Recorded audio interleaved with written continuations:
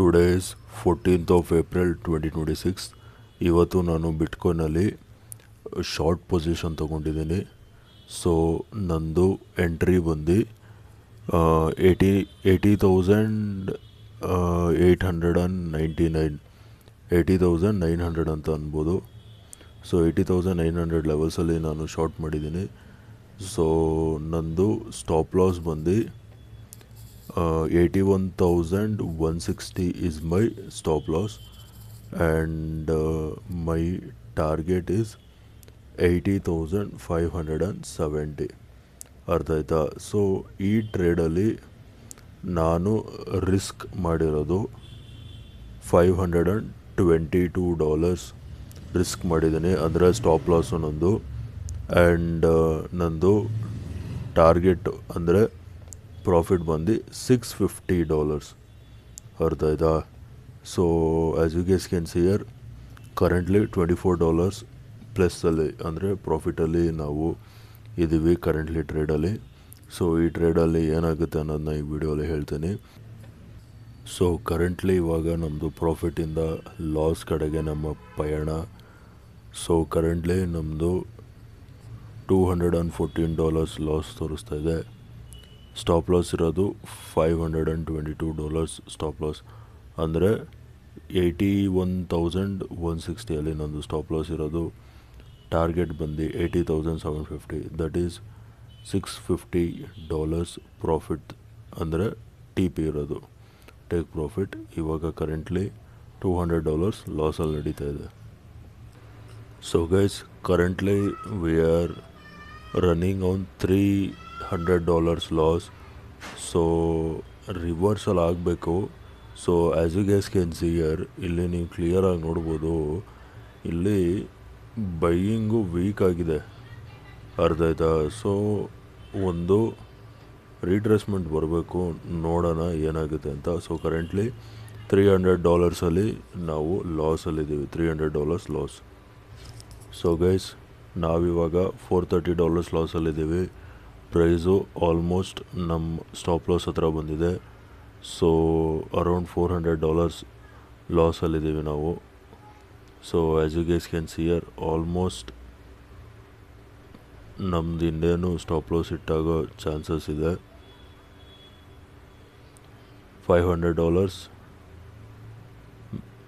ಆಗುತ್ತೆ stop loss ಇಟ್ಟಾಗುತ್ತೆ.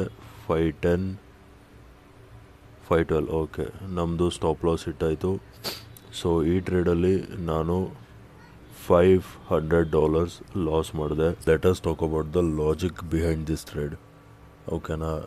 So ಅದಕ್ಕಿಂತ start ಮಾಡೋಕ್ಕಿಂತ ಮುಂಚೆ ಇಲ್ಲಿ ಒಂದು ಎಂಟ್ರಿ ಮಿಸ್ ಆಗಿದೆ ನಂದು. ಎಂಟರ್ ತಗೋಬೇಕಾಯಿತು. ನಾನಿಲ್ಲಿ ಬೈಯಿಂಗಿಗೆ ನೋಡ್ತಾಯಿದ್ದೆ ಈ ಕ್ಯಾಂಡಲಲ್ಲಿ.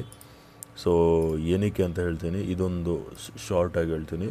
ಇದು ನೋಡಿ, resistance levels, first attempt, second attempt, third attempt. ಅರ್ಥ ಆಯ್ತಾ? ರೆಸಿಸ್ಟೆನ್ಸ್ ವೀಕ್ ಆಗೋಗಿದೆ ಅಂತದ ನನಗೆ ಗೊತ್ತಿರಲಿಲ್ಲ. ಸೊ ಈ ರೆಸಿಸ್ಟೆನ್ಸ್ ಹತ್ರ ಬಂದಾಗ ಪ್ರೈಸ್ ಏನಾಗಬೇಕಾಯಿತು, ಫಾಲ್ ಆಗಬೇಕಾಯಿತು. ಬಟ್ ಇಲ್ಲೇನಾಯಿತು, ಚಿಕ್ಕದೊಂದು ಡಿಪ್ ತೊಗೊಂಡು ಪ್ರೈಸು ಬ್ರೇಕ್ಔಟ್ ಕೊಡ್ತು. ಆಯಿತಾ? But there was no confirmation here to take the trade.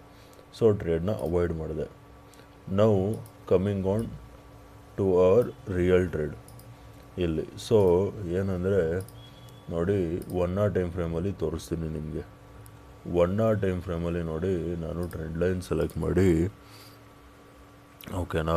So ಇಲ್ಲಿಂದ ಅನಿಸುತ್ತೆ. ಓಕೆ, ಈ ಥರ ಟ್ರೆಂಡ್ ಲೈನ್ ಹಾಕಿದ್ರೆ ನೋಡಿ, ಇದು ರೆಸಿಸ್ಟೆನ್ಸ್ ಆ್ಯಂಡ್ ಬ್ರೇಕ್ಔಟ್ ಕೊಡ್ತಾ. ಓಕೆನಾ? ನೆಕ್ಸ್ಟು 15 minute ಟೈಮ್ ಫ್ರೇಮಲ್ಲಿ ಹೋದರೆ ನೋಡಿ, ಈ ಕ್ಯಾಂಡಲ್ ಬ್ರೇಕ್ಔಟ್ ಕೊಡ್ತು. ಓಕೆ, ಸೊ ಅದ್ರ ನೆಕ್ಸ್ಟ್ ಕ್ಯಾಂಡಲ್ ನೋಡಿ, ಈ ಕ್ಯಾಂಡಲ್ ಮತ್ತು ಈ ಕ್ಯಾಂಡಲ್ ನೋಡಿ, ಕ್ಲಿಯರ್ ಕಟ್ಟಾಗಿ ಬೈಯಿಂಗ್ದು ಇಲ್ಲೇನು ಮೂವ್ಮೆಂಟ್ ನಡೀತಲ್ಲ ಅಂತ ಅನಿಸ್ತು ನನಗೆ. ಅರ್ಥ ಆಯ್ತಾ? ಹಾಗೆಯೇ ನೀವಿಲ್ಲಿ ಇನ್ನೊಂದು ಅಬ್ಸರ್ವ್ ಮಾಡಬೇಕು. ಇಲ್ಲಿ ನೋಡಿ, ಇನ್ಸೈಡ್ ಕ್ಯಾಂಡಲ್ ಫಾರ್ಮೇಷನ್ ಆಯಿತು. ಆಯಿತಾ? ಇನ್ಸೈಡ್ ಕ್ಯಾಂಡಲ್ದು ಲೋ ಕೂಡ ಬ್ರೇಕ್ ಆಯಿತು. ಓಕೆ, ಸೊ ಅದಲ್ಲದೆ ಇನ್ನೊಂದು ರೀಸನ್ ಏನಪ್ಪ ಅಂದರೆ, ಪ್ರೈಸು ರೆಸಿಸ್ಟೆನ್ಸ್ ಝೋನ್ ಹತ್ರ ಇತ್ತು. ಓಕೆನಾ? ಇಲ್ಲಿ ನೋಡಿ, ರೆಸಿಸ್ಟೆನ್ಸ್ ರೆಸಿಸ್ಟೆನ್ಸ್ ಆ್ಯಂಡ್ ರೆಸಿಸ್ಟೆನ್ಸ್. ಓಕೆನಾ. ಸೊ ಇಲ್ಲಿ back to back up move ಇರೋದ್ರಿಂದ ರೀಟ್ರೇಸ್ಮೆಂಟೇ ಆಗಿರಲಿಲ್ಲ. ರೀಟ್ರೇಸ್ಮೆಂಟ್ ಎಲ್ಲೆಲ್ಲಿ ಮಿಸ್ ಆಗೈತೆ ಅನ್ನೋದನ್ನ ಹೇಳ್ತೀನಿ, ನೋಡ್ಕೊಳ್ಳಿ. ಈ ರೆಸಿಸ್ಟೆನ್ಸ್ ಝೋನ್ ಬ್ರೇಕ್ ಆದಮೇಲೆ ರೀಟ್ರೇಸ್ಮೆಂಟ್ ಆಗಿಲ್ಲ, ಅದು ರೀಟ್ರೇಸ್ಮೆಂಟ್ ಪೆಂಡಿಂಗ್ ಇಲ್ಲಿ. ಎರಡನೇದು ಈ ಟ್ರೆಂಡ್ ಲೈನ್ ಬ್ರೇಕ್ಔಟ್ ತೋರಿಸೋದಲ್ಲ 1 hour ಟೈಮ್ ಫ್ರೇಮಲ್ಲಿ, ಬ್ರೇಕ್ಔಟ್ ಆಗಿ ರೀಟೆಸ್ಟ್ ಆಗಿಲ್ಲ. ಓಕೆನಾ. ಒಂದೇ 90 ಡಿಗ್ರಿ ಅಪ್ ಮೂವ್ ಕಾಣ್ತಿದೆ. ಸೊ ಇಲ್ಲೊಂದು ರೀಟ್ರೇಸ್ಮೆಂಟ್ ಪೆಂಡಿಂಗ್ ಇದೆ, ಹಾಗೆಯೇ ಈ ಬ್ರೇಕ್ಔಟ್ ಆದಮೇಲೆ ಒಂದು ರೀಟ್ರೇಸ್ಮೆಂಟ್ ಪೆಂಡಿಂಗ್ ಇದೆ ಅಂದ್ಬಿಟ್ಟು ನಾನು ಈ ಬ್ರೇಕ್ಔಟಲ್ಲಿ ಶಾರ್ಟ್ ಟ್ರೇಡ್ ಪ್ಲ್ಯಾನ್ ಮಾಡಿದ್ದು. ಓಕೆನಾ. ಕನ್ಫರ್ಮೇಷನ್ ಅಂದರೆ ಇನ್ಸೈಡ್ ಕ್ಯಾಂಡಲ್ದು ಲೋ ಬ್ರೇಕ್ ಆಯಿತು. ಓಕೆ, ಸೊ ಅದಕ್ಕೆ ಟ್ರೇಡ್ ಮಾಡಿದೆ. So as you guys know, ಈ ಲೆವೆಲ್ಸಲ್ಲಿ ನಂದು ಸ್ಟಾಪ್ ಲಾಸ್ ಹಿಟ್ ಆಗಿದೆ. ಸೊ ಈ ಟ್ರೇಡಲ್ಲಿ $500 ಲಾಸ್ ಮಾಡಿದ್ದೀನಿ ನಾನು. ಓಕೆನಾ. ಸೊ ಟ್ರೇಡ್ ಲಾಜಿಕ್ ಅರ್ಥ ಆಯಿತು ಅಂತ ಅನ್ಕೋತೀನಿ ನಿಮಗೆ. ಸೊ ನೆನ್ನೆದು ಏನು ಪ್ರಾಫಿಟ್ ಮಾಡಿದೆ ಇವತ್ತು ಕಳ್ಕೊಂಡಿದ್ದೀನಿ. ಸೊ ಪರವಾಗಿಲ್ಲ, ನಾಳೆ ಇನ್ನೊಂದು ಸರಿ ಟ್ರೈ ಮಾಡೋಣ ಒಳ್ಳೆ ಟ್ರೇಡಲ್ಲಿ. ಓಕೆ ಗೈಸ್, ವಿಡಿಯೋ ಇಷ್ಟ ಆಗಿದ್ದರೆ ವಿಡಿಯೋನ ಲೈಕ್ ಮಾಡಿ, ಶೇರ್ ಮಾಡಿ, ಚಾನಲ್ಗೆ ಸಬ್ಸ್ಕ್ರೈಬ್ ಮಾಡಿ. ವಿಡಿಯೋ ನೋಡಿದ್ದಕ್ಕೆ ತುಂಬಾ ಥ್ಯಾಂಕ್ಸ್.